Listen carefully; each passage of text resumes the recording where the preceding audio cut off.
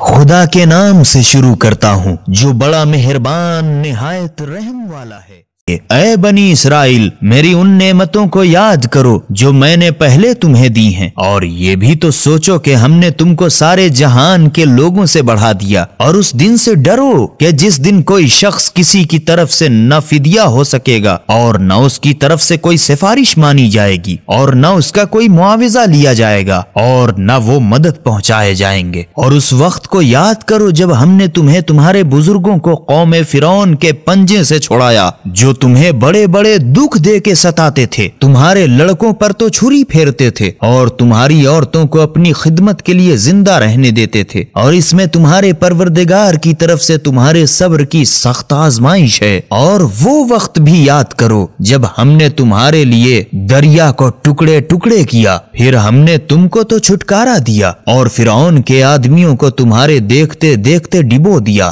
اور وہ وقت بھی یاد کرو جب ہم نے موسیٰ سے 40 راتوں کا وعدہ کیا تھا اور تم لوگوں نے ان کے جانے کے بعد ایک بچڑے کی پرستش کے لیے خدا بنا لیا، حالانکہ تم اپنے اوپر ظلم جوت رہے تھے۔ پھر ہم نے اس کے بعد بھی تم سے درگزر کی تاکہ تم شکر کرو۔ اور وہ وقت بھی یاد کرو جب موسیٰ کو کتاب توریت عطا کی اور حق و باطل کا جدا کرنے والا قانون عنایت کیا تاکہ تم ہدایت پاؤ۔ وہ وقت یاد کرو جب موسیٰ نے اپنی قوم سے کہا، اے میری قوم، تم نے بچڑے کو خدا بنا کے اپنے اوپر بڑا ظلم کیا، تو اب اس کے سوا کوئی چارہ نہیں کہ تم اپنے خالق کی بارگاہ میں توبہ کرو، اور وہ یہ ہے کہ اپنے کو قتل کر ڈالو۔ تمہارے پروردگار کے نزدیک تمہارے حق میں یہی بہتر ہے۔ پھر جب تم نے ایسا کیا تو خدا نے تمہاری توبہ قبول کر لی، بے شک وہ بڑا معاف کرنے والا مہربان ہے۔ اور وہ وقت بھی یاد کرو جب تم نے موسیٰ سے کہا تھا کہ اے موسیٰ، ہم تم پر اس وقت تک ہرگز ایمان نہ لائیں گے جب تک ہم خدا کو ظاہر بظاہر نہ دیکھ لیں۔ اس پر تمہیں بجلی نے لے ڈالا اور تم تکتے ہی رہ گئے۔ پھر تمہیں تمہارے مرنے کے بعد ہم نے جلا اٹھایا تاکہ تم شکر کرو، اور ہم نے تم پر ابر کا سایہ کیا اور تم پر من و سلوہ اتارا، اور یہ بھی تو کہہ دیا تھا کہ جو ستھری نفیس روزیاں تمہیں دی ہیں انہیں شوق سے کھاؤ۔ اور ان لوگوں نے ہمارا تو کچھ بگاڑا نہیں مگر اپنی ہی جانوں پر ستم ڈھاتے رہے۔ اور وہ وقت یاد کرو جب ہم نے تم سے کہا کہ اس گاؤں اریجا میں جاؤ اور اس میں سے جہاں چاہو فراغت سے کھاؤ پیو، اور دروازے پر سجدہ کرتے ہوئے اور زبان سے حتہ بخشش کہتے ہوئے آؤ تو ہم تمہاری خطائیں بخش دیں گے اور ہم نیکی کرنے والوں کی نیکی ثواب بڑھا دیں گے۔ تو جو بات ان سے کہی گئی تھی اسے شریروں نے بدل کر دوسری بات کہنی شروع کر دی۔ تب ہم نے ان لوگوں پر جنہوں نے شرارت کی تھی ان کی بدکاری کی وجہ سے آسمانی بلا نازل کی۔ اور وہ وقت بھی یاد کرو جب موسیٰ نے اپنی قوم کے لیے پانی مانگا تو ہم نے کہا، اے موسیٰ، اپنی لاٹھی پتھر پر مارو۔ لاٹھی مارتے ہی اس میں 12 چشمے پھوٹ نکلے، اور سب لوگوں نے اپنا اپنا گھاٹ بخوبی جان لیا، اور ہم نے عام اجازت دے دی کہ خدا کی دی ہوئی روزی سے کھاؤ پیو اور ملک میں فساد نہ کرتے پھرو۔ اور وہ وقت بھی یاد کرو جب تم نے موسیٰ سے کہا کہ اے موسیٰ، ہم سے ایک ہی کھانے پر رہا نہ جائے گا، تو آپ ہمارے لیے اپنے پروردگار سے دعا کیجئے کہ جو چیزیں زمین سے اگتی ہیں جیسے ساگ پات، ترکاری اور ککڑی اور گیہوں یا لہسن اور مسور اور پیاز، من و سلوہ کی جگہ پیدا کرے۔ موسیٰ نے کہا، کیا تم ایسی چیز کو جو ہر طرح بہتر ہے ادنا چیز سے بدلنا چاہتے ہو تو کسی شہر میں اتر پڑو، پھر تمہارے لیے جو تم نے مانگا ہے سب موجود ہے۔ اور ان پر رسوائی اور محتاجی کی مار پڑی اور ان لوگوں نے قہر خدا کی طرف پلٹا کھایا۔ یہ سب اس سبب سے ہوا کہ وہ لوگ خدا کی نشانیوں سے انکار کرتے تھے اور پیغمبروں کو ناحق شہید کرتے تھے، اور اس وجہ سے بھی کہ وہ نافرمانی اور سرکشی کیا کرتے تھے۔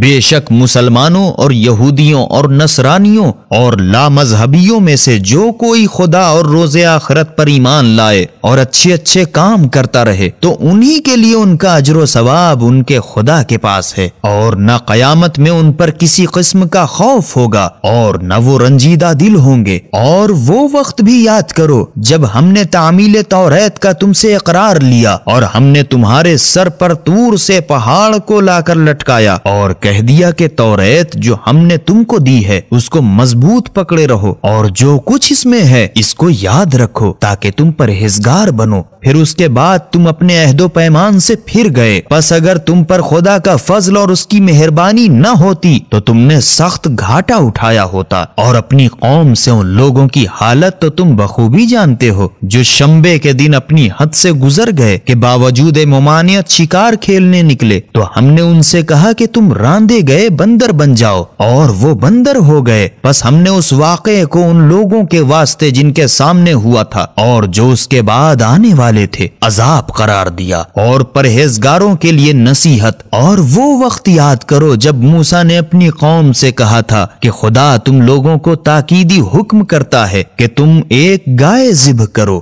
وہ لوگ کہنے لگے کیا تم ہم سے دل لگی کرتے ہو؟ موسیٰ نے کہا کہ میں خدا سے پناہ مانگتا ہوں کہ میں جاہل بنوں۔ تب وہ لوگ کہنے لگے کہ اچھا تم اپنے خدا سے دعا کرو کہ ہمیں بتا دے کہ وہ گائے کیسی ہو۔ موسیٰ نے کہا بے شک خدا فرماتا ہے کہ وہ گائے نہ تو بہت بوڑھی ہو نہ بچھیا بلکہ ان میں سے اوسط درجے کی ہو، غرض جو تم کو حکم دیا گیا ہے اس کو بجا لاؤ۔ وہ کہنے لگے واہ، تم اپنے خدا سے دعا کرو کہ ہمیں یہ تو بتا دے کہ اس کا رنگ آخر کیا ہو۔ موسیٰ نے کہا بے شک خدا فرماتا ہے کہ وہ گائے خوب گہرے زرد رنگ کی ہو کہ دیکھنے والے اسے دیکھ کر خوش ہو جائیں۔ تب کہنے لگے تم اپنے خدا سے دعا کرو کہ ہمیں ذرا یہ تو بتا دے کہ وہ گائے اور کیسی ہو۔ وہ گائے تو اور گایوں میں مل جل گئی، اور اب خدا نے چاہا تو ہم ضرور اس کا پتہ لگا لیں گے۔ موسیٰ نے کہا خدا ضرور فرماتا ہے کہ وہ گائے نہ تو اتنی سیدھائی ہوئی ہو کہ زمین جوتے اور نہ کھیتی سینچے،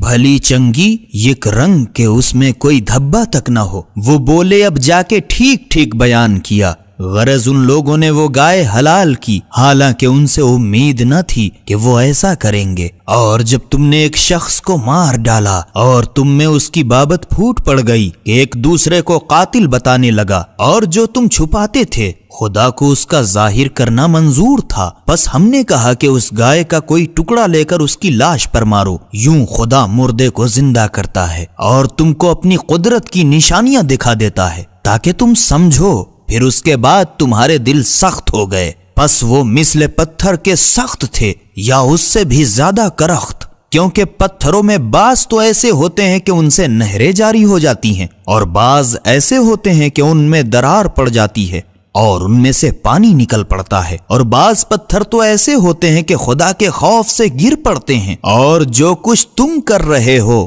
اس سے خدا غافل نہیں ہے۔ مسلمانوں کیا تم یہ لالچ رکھتے ہو کہ وہ تمہارا سا ایمان لائیں، حالانکہ ان میں کا ایک گروہ سابق میں ایسا تھا کہ خدا کا کلام سنتا تھا اور اچھی طرح سمجھنے کے بعد الٹ پھیر کر دیتا تھا، حالانکہ وہ خوب جانتے تھے، اور جب ان لوگوں سے ملاقات کرتے ہیں جو ایمان لائے تو کہہ دیتے ہیں کہ ہم تو ایمان لا چکے، اور جب ان میں سے بعض کے ساتھ تخلیہ کرتے ہیں تو کہتے ہیں کہ جو کچھ خدا نے تم پر توریت میں ظاہر کر دیا ہے کیا تم مسلمانوں کو بتا دو گے تاکہ اس کے سبب سے کل تمہارے خدا کے پاس تم پر حجت لائیں؟ کیا تم اتنا بھی نہیں سمجھتے؟ لیکن کیا وہ لوگ اتنا بھی نہیں جانتے کہ وہ لوگ جو کچھ چھپاتے ہیں یا ظاہر کرتے ہیں خدا سب کچھ جانتا ہے، اور کچھ ان میں سے ایسے ان پڑھ ہیں کہ وہ کتاب خدا کو اپنے مطلب کی باتوں کے سوا کچھ نہیں سمجھتے، اور وہ فقط خیالی باتیں کیا کرتے ہیں۔ پس وائے ہو ان لوگوں پر جو اپنے ہاتھ سے کتاب لکھتے ہیں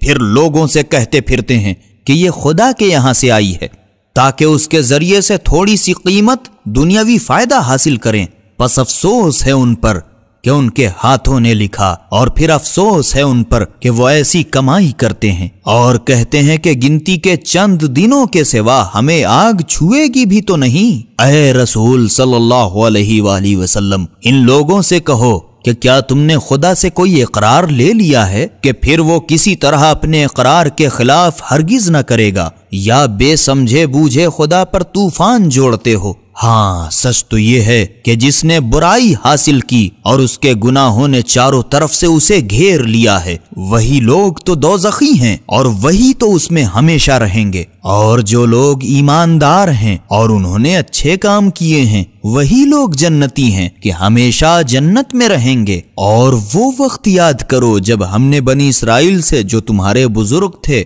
عہد و پیمان لیا تھا کہ خدا کے سوا کسی کی عبادت نہ کرنا، اور ماں باپ اور قرابت داروں اور یتیموں اور محتاجوں کے ساتھ اچھے سلوک کرنا، اور لوگوں کے ساتھ اچھی طرح نرمی سے باتیں کرنا، اور برابر نماز پڑھنا اور زکوٰۃ دینا۔ پھر تم میں سے تھوڑے آدمیوں کے سوا سب کے سب پھر گئے، اور تم لوگ ہو ہی اقرار سے منہ پھیرنے والے۔ اور وہ وقت